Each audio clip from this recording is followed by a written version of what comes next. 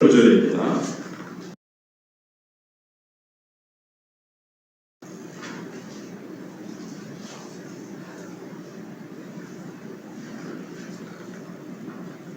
제가 봉독해 드리겠습니다. 여러분들도 마스크를 썼기 때문에 그냥 작은 소리로 자기만 들릴 정도로 작게 그렇게 합독하겠습니다. 끝으로 형제들아, 무엇에든지 참되며 무엇에든지 경건하며 무엇에든지 오르며 무엇에든지 정결하며 무엇에든지 사랑받을 만하며 무엇에든지 칭찬받을 만하며 무슨 덕이 있든지 무슨 기름이 있든지 이것들을 생각하라. 너희는 내게 배우고 받고 듣고 본 바를 행하라. 그리하면 평강의 하나님이 너희와 함께 계시리라. 아멘.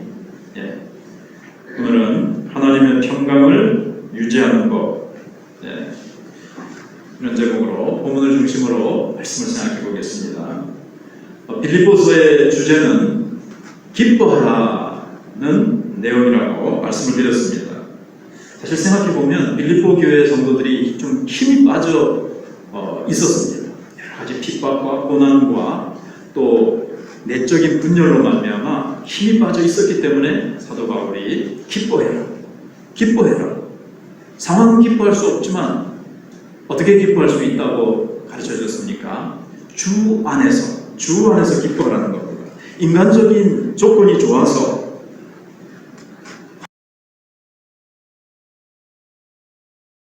말씀하고 있습니다.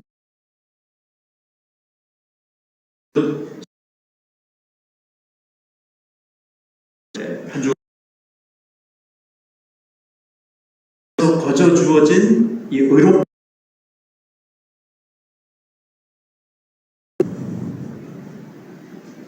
바른 관계 때문에 내가 받은 이 영적인 축복, 주 안에서 받은 이 영원한 축복, 빼앗길 수 없는, 사라지지 않는 이 하늘의 신령한 복이 얼마나 위대한가를 일주일 계속 하루에 2-3시간씩 이렇게 묵상을 하면서 참 그 기쁨이 넘쳤습니다. 무슨 환경 때문이 아니고요, 내 조건이 좋아서가 아니고 주 안에서 우리는 기뻐할 이유가 너무나도 많은 것입니다. 그래서 신앙이라는 것은 그럼에도 기뻐하는 겁니다. 무화과나무 열매가 없어도, 외양간 소가 없어도, 우리의 양이 없을지라도 기뻐할 수 있죠. 그래서 신앙은 이성과 반비례할 때가 있어요. 이성과 항상 대치된다, 이건 아니에요. 이성과 맞게 될 때도 있고, 신앙이라는 것은 첫 번째는 상식하고도 거의 다 일치가 됩니다. 그러나 이성과 상식과 반비례할 때가 있다는 거죠. 그게 바로 그럼에도 불구하고 라고 우리가 외칠 수 있는 그런 별도의 요소가 있습니다. 이성적으로는 절망할 수밖에 없고 원망하고 불평할 수밖에 없고 좌절할 수밖에 없는 데도 불구하고 우리는 주 안에 있기 때문에 주 안에서 우리는 기뻐할 수 있는 요소들이 얼마나 많이 있습니다. 그래서 주 안에서 기뻐하라, 그렇게 얘기하고, 두 번째는 이제 너희 관용을 알게 하라. 주님 안에서 관용할 때 우리는 기뻐할 수 있죠. 그 다음에 이제 평강할 수 있는 방법을 또 한 가지가 지난 주일 배웠던 염려가 이제 우리의 기쁨과 평강을 뺏어가거든요. 그렇지 않습니까? 하나님이 사라져버리죠. 그래서 염려와 근심을 내려놓는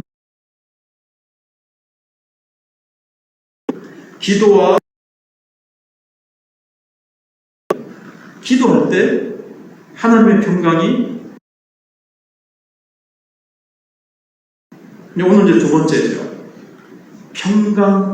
계속 평강할 수 있는 방법은 오늘 8절 9절에 있는 이 내용들을 생각하라는 거예요. 특별히 8절에서 무엇이든지 참된 것을 생각하고 무엇이든지 경건한 것, 무엇이든지 의로운 것, 정결한 것, 사랑스러운 것, 칭찬받을 만한 것, 그 다음에 덕스러운 것, 또 기름 기림이라는 우리가 무슨 정신을 기리자, 뭐 3일 운동, 3일절 정신을 기리자, 뭐 기리자 이거는 칭찬 또는 찬양, 높임 이런 거잖아요. 다른 사람들이 우리를 보고 막 높이고 칭찬하고 야 정말 저거는 참 귀한 거다 하고 사람들이 이렇게 기리는 것. 여기에 보면 8가지가 나옵니다. 이 8가지 그리스도인의 미덕을 항상 생각하라고 말씀합니다. 이것이 우리가 평강을 유지할 수 있는 비결이라는 겁니다. 바울은 그리스도인들이 교회 안에서 그리고 세상에서 까지나 우리에게 제시해주고 있습니다. 여기 이제 다른 건 다 아실 거예요, 그죠? 경건, 뭐 옳고 정결하고 사랑받을 만하고 덕이라는 것은 영적으로 도덕적으로 뛰어난 것을 말합니다. 또 뭐 그렇게 뛰어난 거. 여기 있는 이 미덕, 그리스도인들이 지켜야 될, 가지고 있어야 될 이제 미덕들은 너무나도 아름다운 것이어서 누구도 이의가 없을 겁니다. 여기에 그건 빼야 된다, 그건 아니다라고 할 건 아무것도 없어요. 다 아름답고 너무나도 복스럽고 귀한 미덕들입니다. 근데 실제로 우리가 세상에서 살면서 이렇게 살 수 있느냐는 겁니다. 항상 무엇이든지 경건하고 옳고 정결하고 사랑받을 만하고 칭찬받을 만하고 항상 덕을 세우고 칭찬을 받고 기림을 살 수 없지요. 근데 바울은 무슨 근거로 이런 탁월한 미덕을 그리스도인의 미덕으로 이렇게 열거하고 있을까요?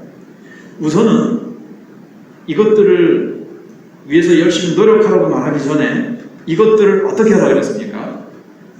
생각하라 그랬습니다. 생각하라가 중요합니다.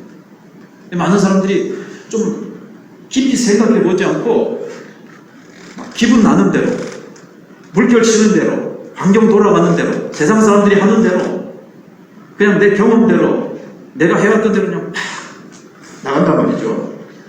그러나 바울은, 성경은 이것들을 좀 논리적으로 한번 깊이 생각해 보라는 거예요.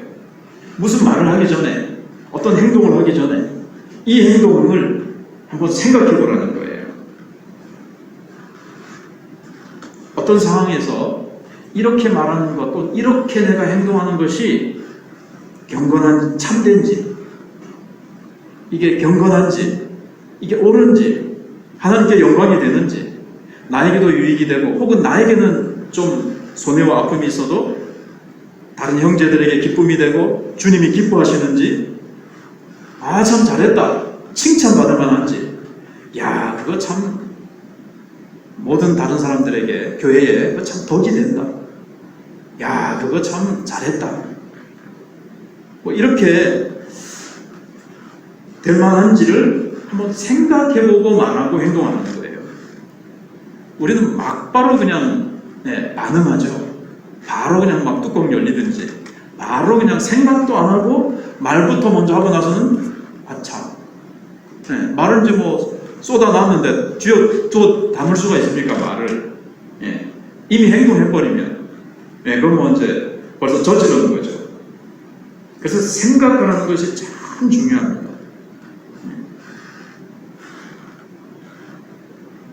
그래서 이것은 여기 보면 무엇에든지 그랬습니다. 무엇에든지 어떤 상황에서든지 어떤 시간, 어떤 장소에든지 어떤 형편에서든지 모든 상황 속에서 이것들을 생각하는 거예요. 사람들이 볼 때만, 교회 와서만, 특별할 때만이 아니고, 사람들이 안 볼 때는 뭐 내 마음대로 하고, 죽이 되든 마비 되든 뭐 누가 보나, 뭐 이렇게 하는 것이 아닌 거죠. 어떤 형편에 있든지 많이 생각해 보라는 거예요. 왜냐하면 지금 현재 나에 대한 하나님의 뜻을 알기 어려울 때가 많아요. 우리가 하나님의 뜻은 바로 생각하면 바로 하나님의 뜻은 이거구나, 우리가 바로 알 수 없을 때가 많죠. 요셉의 경우를 한번 생각해 보세요. 구약의 요셉의 경우, 이제 아버지가 요셉을 이제 편애를 하니까 형들의 미움을 받아서 애굽에 팔려가게 됐습니다. 처음에 요셉이 애굽에 팔려간 이유를 알았을까요? 하나님의 뜻을 알았을까요? 처음에는 몰랐을 거예요. 근데 나중에 이제 형들이 곡식을 사러 애굽에 온 것을 보고는 하나님께서 나를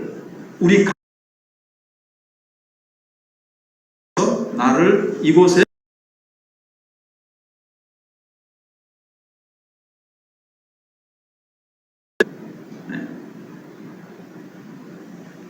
근데 생각해 보세요. 짧은 시간 안에 요셉도 이제 몰랐어요. 그렇지만은 요셉이 종으로 팔려갔지만 이제 내 인생 끝났네. 이를 뽀득뽀득 갈면서 분해하고 하나님의 그냥 막 미워하고 이런 것이 아니라 어떻게 했습니까? 거기서 보디발의 집에서 어떻게 했어요? 참됐습니다. 경건했습니다. 뭐든지 옳았습니다. 정결했습니다. 사랑받을 만했어요. 주인이 인정하고 주인이 다 맡겼어요. 네, 식사 메뉴만 빼놓고는. 네. 그 정말 칭찬받을 만하고 사랑받을 만하고. 그러다가 우리가 잘 알듯이 미세스 보디발 그 아내가 유혹을 했단 말이죠. 그때 어떻게 합니까? 아니 내가 뭐 종인데 뭐 내가 이 뭐 정절 지킨다고 해서 이제 내가 이 거절하면 뭔가 이제 여기서 내가 미움을 받아가지고 어떻게 될 수도 있다. 에라 모르겠다. 뭐 내가 이렇게 된 판에 타협하자 이렇게 되지 않았습니다. 그는 종의 신분, 인생 완전히 막장이라 할까요? 밑바닥에 있었지만 노예의 신분에서도 어떻게 했죠? 참됐습니다. 옳았습니다. 나는 그럴 수 없습니다. 주인이 모든 것을 맡겼어도 금지한 것은 바로 당신입니다. 딱 그렇게 규칙 속에 안 적어, 뭐 주인이 말 안 했을지라도 생각해 본 거죠. 요셉이. 그래서 계속 막 그 유혹을 했잖아요. 근데 요셉은 정말 참되었습니다. 경건했습니다. 네, 항상 그렇게 살아왔거든요. 이건 옳지 않다. 그래서 옳은 것, 정결한 것, 사랑받을 만한 것, 이것을 생각하고 그는 거룩한 삶을 위해서 경건한 삶이 몸에 배었기 때문에 그는 그걸 거절했습니다. 그것 때문에 억울하게 이제 감옥에 들어갔죠. 타협했더라면 좋은 환경, 감옥에 들어간 어려움이 없었을지 모르지만 그는 무엇이든지, 그러니까 그의 처지와 형편이 어떠한 상황이 있든지 그는 늘 이렇게 이제 살아갈 거예요. 하나님의 큰 뜻은 지금 모릅니다. 왜 이렇게 됐는지. 또 억울하게 감옥에 들어갔습니다. 아유 하나님, 내가 정말 한다고 잘했는데 이게 뭡니까? 이렇게 하면서 나 이제 막 모르겠습니다 하면서 이제 막 감옥에서 막 한숨 푹푹 쉬면서 방탕하게 자기를 방임한 것이 아니라 감옥에 갔습니다. 거기서도 어떻게 했어? 참됐죠. 거기서 경건했고 옳고 정결하고 사랑받을 만하고 칭찬받을 만하고. 그러니까 간수장이가 어떻게 했습니까? 이야, 저 사람은, 요셉이는 야 믿을만하다. 정말 저 사람 여기 왜 왔는지는 뭐 대충 들었어도 야 자우한 저 사람 귀하다. 다 맡기잖아요. 간수장이가 열쇠고 뭐고 그냥 감옥의 그 업무 그냥 다 네가 알아서 해라. 이렇게 된 거예요. 그러니까 하나님의 전체적인 큰 뜻은 몰라도 현재 어떤 형편에 부딪히는지, 내가 무슨 말을 하든지 무슨 행동을 하든지 경건하고 참되고 사랑받을 만하고 경건하게 하나님 보시기에, 다른 사람이 보기에도, 이 덕이라는 것도 그런 또 있잖아요. 제가 아까 탁월하다는 것만 했지만 또 야 이거 덕이 안 된다, 덕이 안 된다 이런 말도 하잖아요. 어떤 면에서 이제 덕이 되고 이렇게 행동을 했단 말이죠. 그렇게 행동하니까 사실은 다시 보디발의 집으로 가보면 처음 갔을 때 어떻게 했습니까? 요셉이 무엇을 하든지 하나님이 함께 하시고 형통케 하시더라. 감옥에 가서도 형통케 하시더라. 하나님이 복을 내리시더라. 그랬잖아요. 그래서 어떤 상황에 빠졌느냐, 내가 지금 굉장히 절망적이고 참 힘들고 어려운 환경에 빠졌다. 그게 중요한 게 아니라 그 상황 속에서도 이 어려운 상황을 왜 허락하셨는지 모르겠어요. 왜 웅동초등학교에서 확진자가 나와가지고 막 어려움이 오는지, 이 웅동에서도 막 전국적으로 뉴스에 나오고 할 게 뭐 생각이나 했습니까? 왜 이렇게 되는지 우리는 모르겠어요. 그러나 이 상황에서도 우리가 개인적으로도 이해하지 못할 참 하나님의 뜻이 왜 이렇게 어렵게 하나님이 하실까? 그거는 나중에 밝혀질 겁니다. 요셉이 나중에 깨닫잖아요. 하나님의 뜻은 분명히 있어요. 그러나 작은 뜻이 있습니다. 큰 뜻은 몰라도 작은 뜻이 뭐냐면 이 상황에서 참되고 경건하고 옳고 칭찬받을 만하고 사랑받을 만하게 이렇게 이제 우리가 하나씩 하나씩 살아가면 그것이 모여가지고 요셉이 애국의 총리가 되잖아요. 그래서 우리가 어떤 상황에서도 이것을 생각하고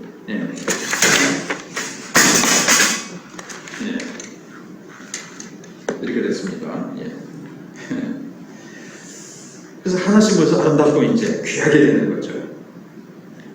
그래서 지금 가장 어리석은 건 뭐냐면요.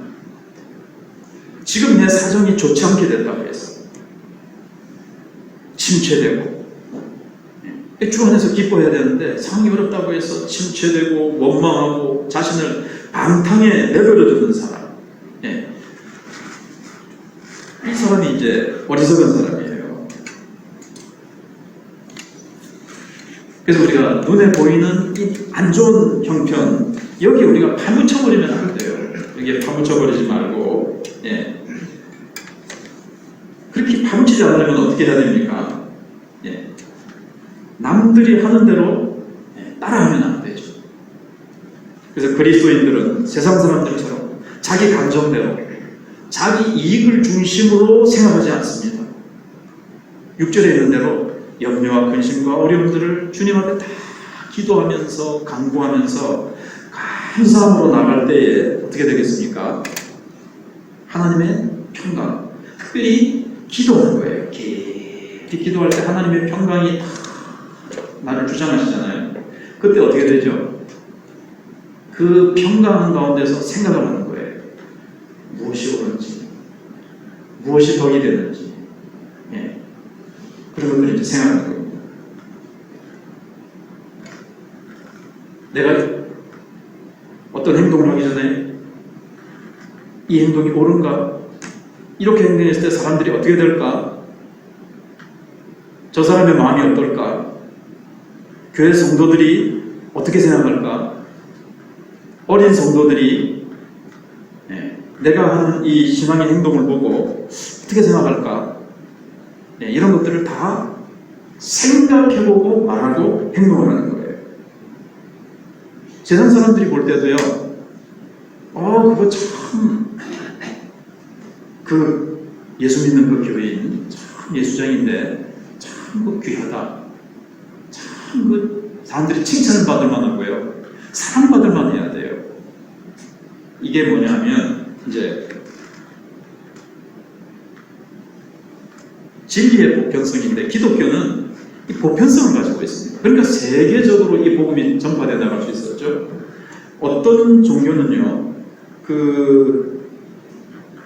굉장히 극단적이고 전 세계적으로 퍼져나갈지 못하는 것도 있어요. 기독교는 그렇지 않고 보편적이라는 거죠. 근데 한번 생각을 해보시면요, 여기 8가지 중에 앞에 4가지는 자기 개인에 대한 겁니다. 내 자신의 어떤 마음, 내면의 태도나 자세에 대한 거예요. 참되고, 물론 이거는 다른 사람하고도 관계가 전혀 안 되는 것은 아니지만, 주로 참되고 경건하고 옳고 정결한 것은 개인적으로 그런 마음의 상태나 태도와 관계되는 겁니다. 또 항상 추구해야 될 것들이에요. 그리고 참되지 않은 것, 경건하지 않은 것, 옳지 않은 것, 정결하지 않은 것은 가까이 하지 말아야 돼요. 그래서 가까이 하다 보면 이제 후회하게 됩니다. 우리가 정치적으로 보거나 요즘 뉴스에 보거나 세상 돌아가는 것들을 보면 참되지 않은 것, 또 정말 경건하지 않고 옳지 않은 건데, 정결하지 않은 건데, 부산시장, 서울시장, 또 뭐 어디 참 정결하지 않은 것에, 옳지 않은 것에, 또 뭐 돈도 그렇고 자기의 그 권력을 남용해가지고 어디 땅을 갖다가 또는 어떤 이익을 취하고 이런 것들 했다가 나중에 굉장히 창피스럽고 감옥에 가는 이런 것들이 있잖아요. 그래서 그리스도인들은 옳지 않은 줄 알면서도 욕심에 끌려서 거기에 집착하면 반드시 후회하게 되죠. 근데 이제 여기서 또 중요한 것은, 그것도 참 중요하지만 뒤에 네 가지는 다른 사람과의 관계에 얼마나 중요한가, 그게 이제 또 여기에 열거되어 있어요. 예. 그래서 참되며 경건하며 오르며 정결하며 다음에 사랑받을 만하며 칭찬받을 만하며 또 덕이 있어야 되고 기림을 받을 수 있는 이 네 가지가 이제 있어야 돼요.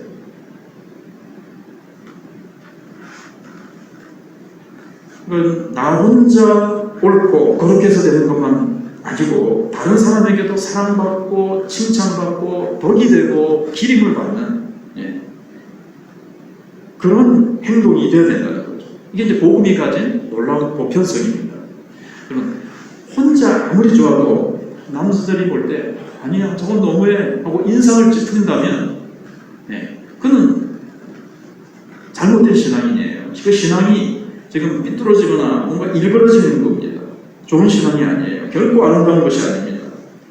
혼자 아무리 하나님께서 나는 이렇게 거룩하다, 네, 나는 이렇게 내 신앙을 지킬 거야 해도 다른 사람들이 눈살을 찌푸리고 다른 사람들이 아프고 다른 사람을 힘들게 하고 고통을 준다면 이건 아닙니다.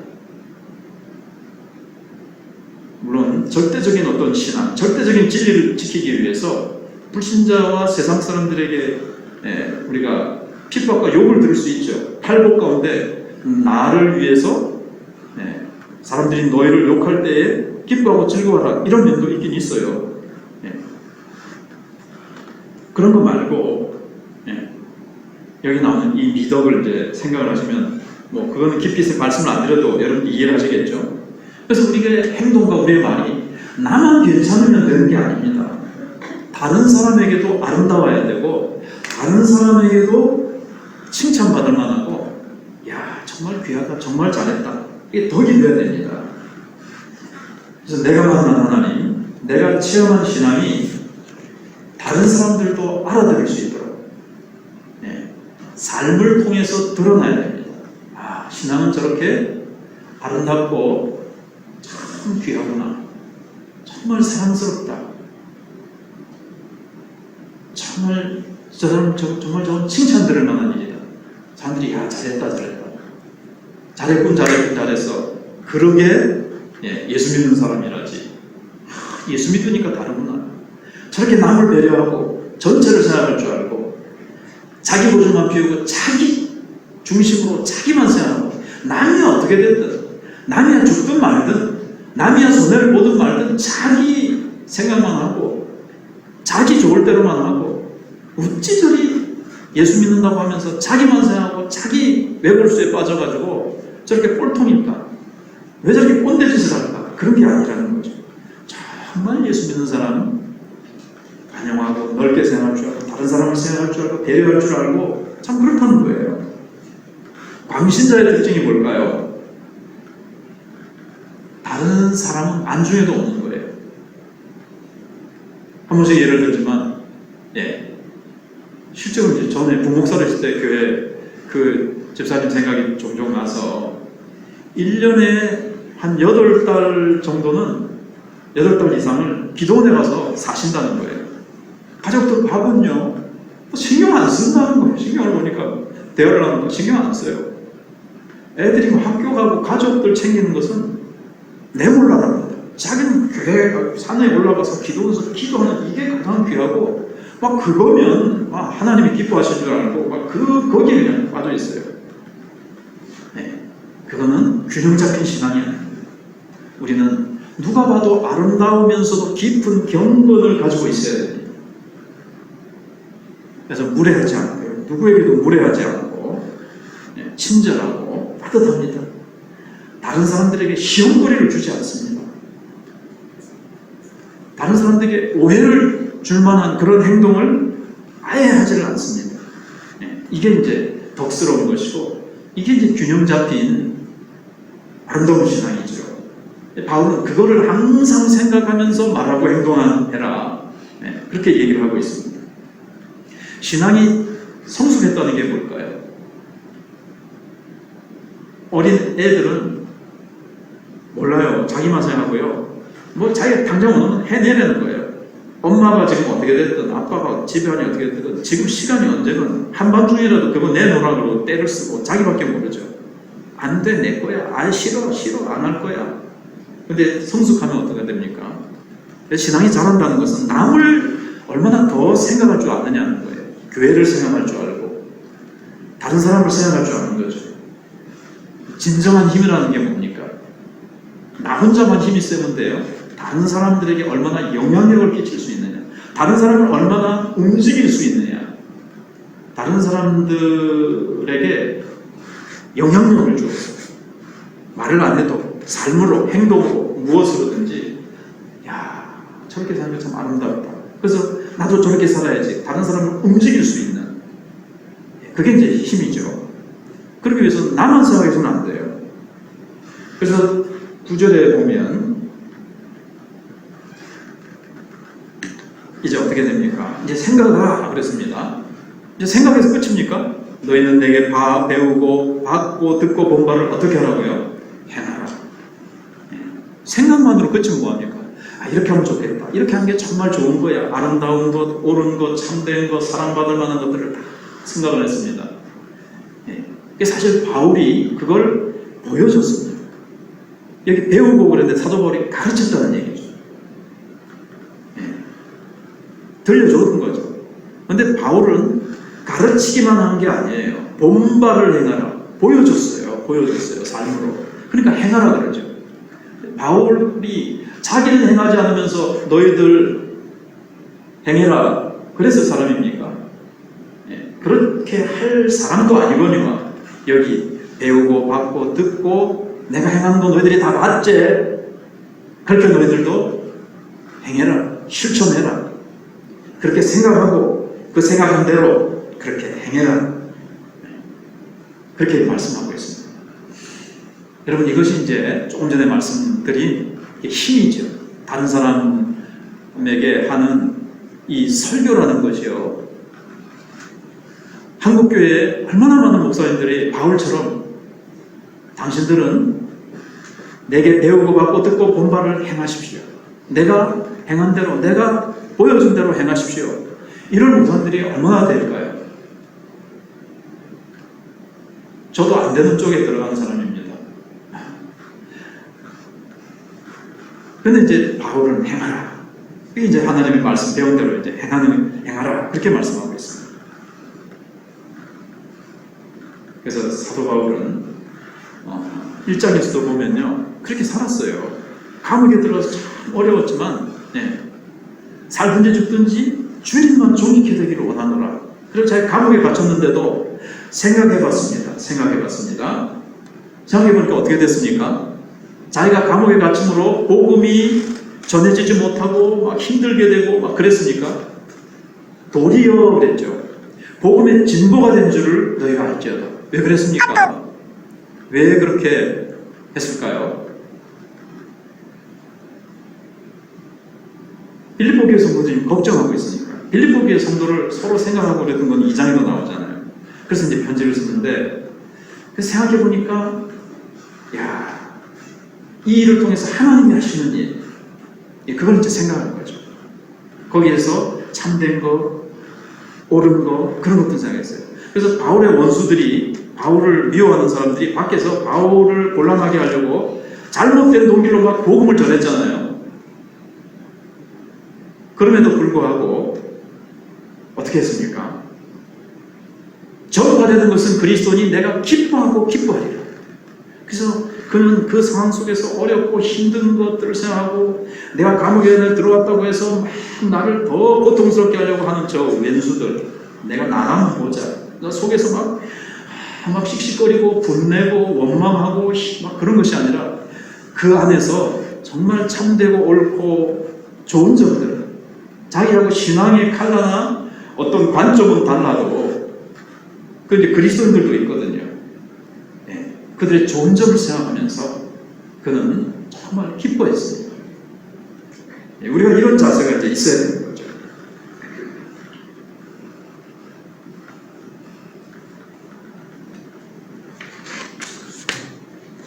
그리고 바울이 정말 근심 염려하지 않고, 그러니까 이제 그 4장 3절인가요? 있는 그 4절, 5절에 있는 대로 그는 이렇게 관용했어요. 주님이 가까우시기 때문에, 주님이 오신 자리에 가까웠기 때문에 관용했고, 밖에서 막 자기를 힘들게 하려고 전도했던 사람들도 그냥 미워하지 않고 품고 그리스도가 전파되는 것이니 내가 기뻐하고, 이런 것들을 보여준 거죠.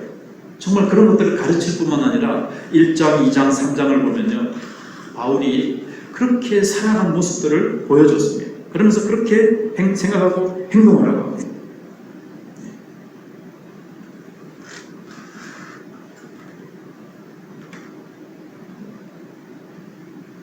그렇게 할 때 어떻게 한다고 했죠? 이제 마지막으로 평강의 하나님이 너희와 함께 계시다. 그리하면 그렇게 무엇이든지 참되고 무엇이든지 옳고 무엇이든지 사랑받을 만하고 칭찬받을 만하고 덕이 세우도록 하고 경건하게 사랑받을 만하게 그렇게 우리가 생각하고 그렇게 행하면 평강의 하나님이 너희와 함께 계시리라.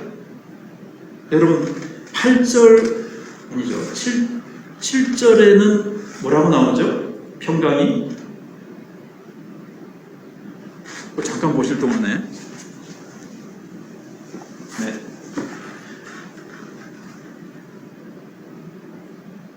실제로는 뭐라고 나왔습니까?